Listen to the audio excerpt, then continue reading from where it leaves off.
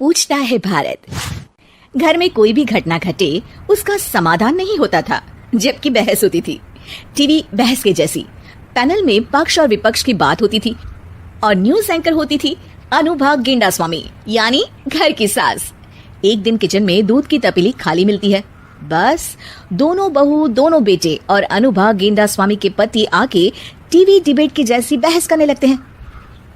अनुभा गेंडास्वामी पूछता है भारत, दूध वाला हमारा, अरे रे पब्लिक टीवी पर, आखिर तपेली का दूध कहाँ गया? क्या बहू में से कोई इच्छाधारी नागिन है, क्योंकि नागिन को होता है दूध पीने का शौक? क्या किसी विदेशी ताकत का हाथ है जिसने हमारे घर में बिल्ली छोड़ी है? पूछता है भारत। माँ जी, भारत कौन है? अरे भारत हमारा दूध वाला है। ये देखिए, जिनके हाथ में है घर की सत्ता, उन्हें नहीं पता कि दूध वाला कौन है। माँ जी। अरे ना जी ना जी ना जी, नहीं चलेगा। माँ जी ये मेरा शो है, आपकी माँ जी का नहीं। पूछता है भारत, भारत दूध वाला, कि उसकी भैंस या का दूध किसने पिया? अरे माँ जी सुनो तो। अरे कब तक सुने, कब तक? किस किस की सुने? जनता ने आज घर में चाय नहीं पी, जनता त्राही त्राही कर रही है। माँ जी बोलने तो दो। मैं खुली चुनौती देती हूँ, कहाँ छिपकर बैठा है दूध पीने वाला? दम है तो मुझे इंटरव्यू दे, मैं बोलती बंद कर दूंगी। कहाँ छुप के बैठे हो? अरे बोलने तो दो किसी को, ये मेरा शो है, ये मेरा शो है। अरे पर तुम माँ आपको बुलाती क्यों जब बोलने ही नहीं देना है? पूछता है भारत, दूध वाला की रसोड़े में कौन था जो दूध पी गया? तपेली खाली क्यों मिली? माँ जी क्यों बात का बतंगड़ बना रहे हो? देखिए, ये देखिए, इनके ऐसे असली चेहरे देखिए, इनका असली चेहरा देख लीजिए। जब ये मेकअप नहीं लगाती तब इनका असली चेहरा ऐसा दिखता है। माँ जी कहाँ की बात कहाँ ले जा रही हैं आप? मीडिया का पता नहीं, लेकिन बुढ़िया का काम है सवाल पूछना, और सवाल पूछे जाएंगे। जिसे सवाल पसंद नहीं, पाकिस्तान चला जाए। माँ जी, ओ माँ जी बोलने दो, मुझे पता है दूध किसने पिया। ये मेरा शो है, ये मेरा शो है। दूध किसने पिया ये मुझे बताने वाला पैदा नहीं हुआ है। यहाँ सच का पता चल जाएगा एक ब्रेक के बाद। अनुभा गेंडास्वामी चिल्ला चिल्ला के इतना थक गई है कि वो पानी पीती है और लंबी सांस लेने लगती है। अरे बहू बता तो रही है कि दूध किसने पिया, सुनती क्यों नहीं? टीआरपी कहाँ से आएगी, एक ही बार में पता चल जाएगा। तुम टीआरपी वो क्या होती है? अरे न्यूज 24 घंटे देखते हो, लेकिन आज तक नहीं समझ पाए टीआरपी को। जी न्यूज देखना बंद कर दो आप। बीपी न्यूज के चक्कर में बढ़ जाएगा तुम्हारा। टीआरपी की जगह बीपी बढ़ा तो डॉक्टर के पास लेकर जाना पड़ेगा।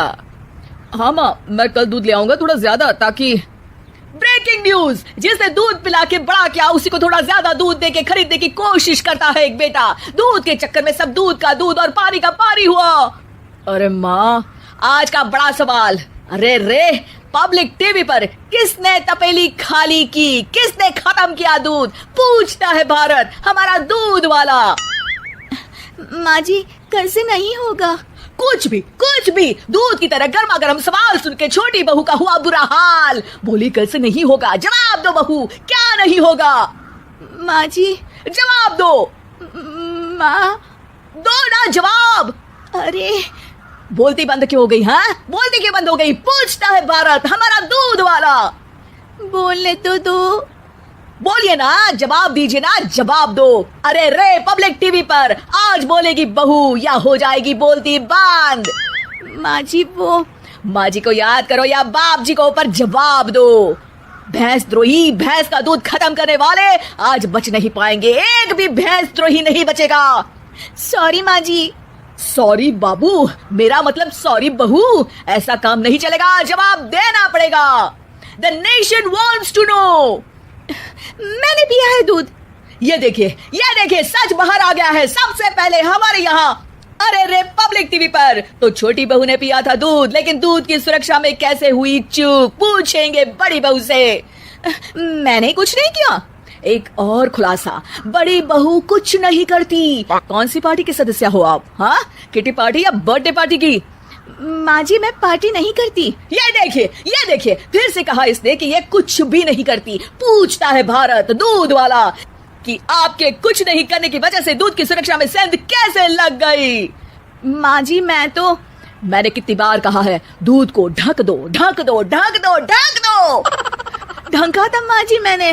उसके बाद कितनी बार कहा है दूध को फ्रिज में रख दो, रख दो, रख दो, रख दो।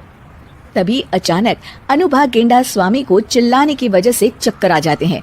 ससुर जी चिल्लाते हैं, अरे इसका बीपी बढ़ गया है, इसे पानी पिलाना पड़ेगा, कोई पानी का मग दो, मग दो, मग दो, मग दो। माँ जी को पानी पिलाया जाता है और मुंह पर पानी मारा जाता है। अनुभा आंखें खोलते ही कहती है, देखते रहिए, अरे रिपब्लिक टीवी अनुभा गेंडा स्वामी के साथ आगे करेंगे किसी और मुद्दे पे बात।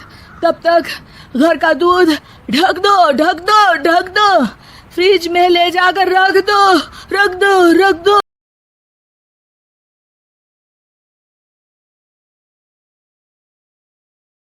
लो भाई बब्बन, बन गई तस्वीर। जरा देखकर बताओ कैसी बनी है। अरे भाई मोहन, मेरी सलाह मानो तो तुम रहने ही दो। एक पेंटर बनना तुम्हारे बस की बात नहीं है। हाँ, तुमने सही कहा, मुझे भी कुछ ऐसा लगता है। खैर, आज शाम की गाड़ी से मैं शहर वापस जा रहा हूँ, कुछ जरूरी काम आ गया है। शहर से वापस आने के बाद तुमसे मिलता हूँ। मोहन अपने घर के दरवाजे पर ताला लगा देता है और वहां से चला जाता है। फिर उसी रात अचानक तेज हवाएं चलने लगती हैं। चारों तरफ डरावना माहौल बन जाता है। तभी मोहन की बनाई हुई पेंटिंग की वो औरत एक खतरनाक चुड़ैल में बदल जाती है और पेंटिंग से बाहर आ जाती है।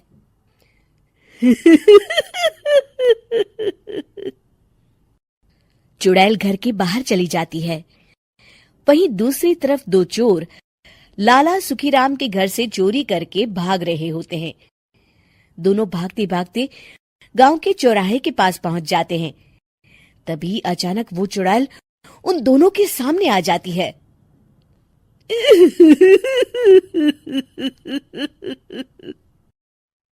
अरे मर गया रे, ये चुड़ैल कहाँ से आ गई? अरे मैंने तो तुझसे पहले ही कहा था कि आज अमावस्या की रात है, आज हमें चोरी नहीं करनी चाहिए। हाँ भाई बिल्ला, तुमने बिल्कुल सही कहा। जरा इसके दांत तो देखो कितने बड़े हैं। चुड़ैल उन दोनों की तरफ बढ़ती है। अरे चुड़ैल दीदी, तुम चाहो तो ये सारे पैसे और जेवर ले लो, लेकिन हम दोनों को कुछ मत करना।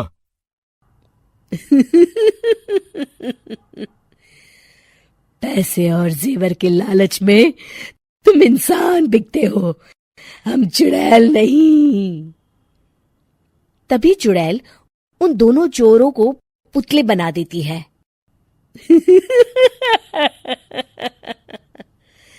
मैं किसी को नहीं छोड़ूंगी, अब कोई मुझसे नहीं बच सकता।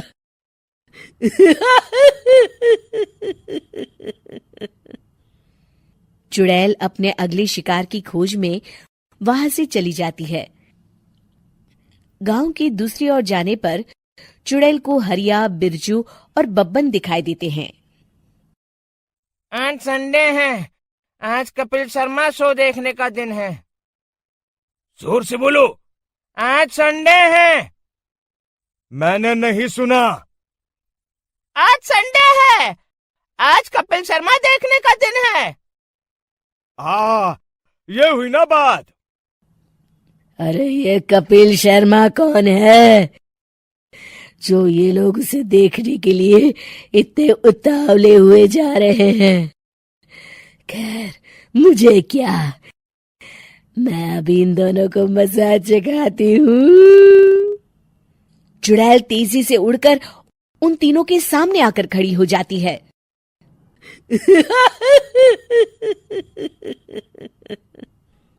कपिल शर्मा शो बाद में देखना, पहले मुझे देख लो। बब्बन चुड़ैल को देखते ही पहचान जाता है। अरे ये तो तस्वीर वाली औरत के जैसी दिख रही है, मुझे अभी नहीं मरना है। अरे भागो रे। तीनों वहां से भाग खड़े होते हैं। बब्बन तो किसी तरह अपनी जान बचाकर वहां से भाग जाता है, लेकिन हरिया और बिरजू को चुड़ैल पकड़ लेती है और उन्हें पुतला बना देती है। फिर चुड़ैल बब्बन को पकड़ने के लिए उसका पीछा करती है, लेकिन बब्बन उसे कहीं नहीं दिखाई देता। अरे वो मोटा तो बड़ा तेज भागता है, शायद उस तरफ गया होगा।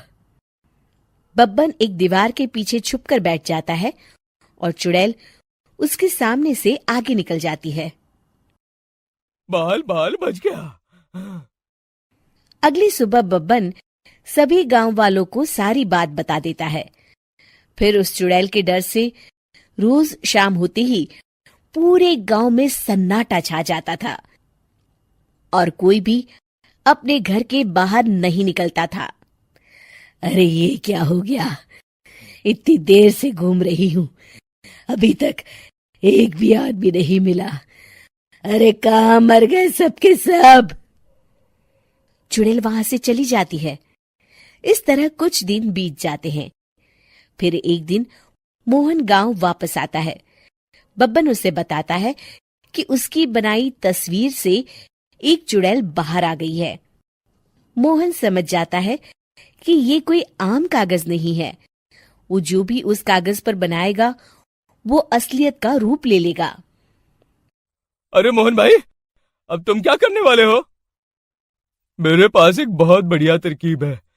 मैं इस कागज पर उस चुड़ैल की एक ऐसी तस्वीर बनाऊंगा जिसमें वो तपती धूप के नीचे खड़ी दिखाई देगी, और फिर जैसे ही सवेरा होगा वो चुड़ैल इस कागज से निकलकर बाहर चली जाएगी और सूरज की तेज धूप में जलकर राख हो जाएंगी।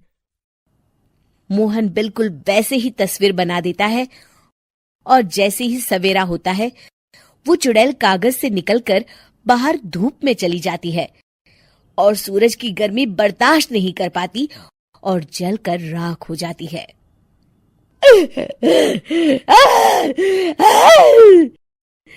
ये मुझे क्या हो रहा है?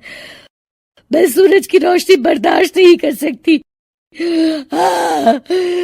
मेरा पूरा शरीर जल रहा है।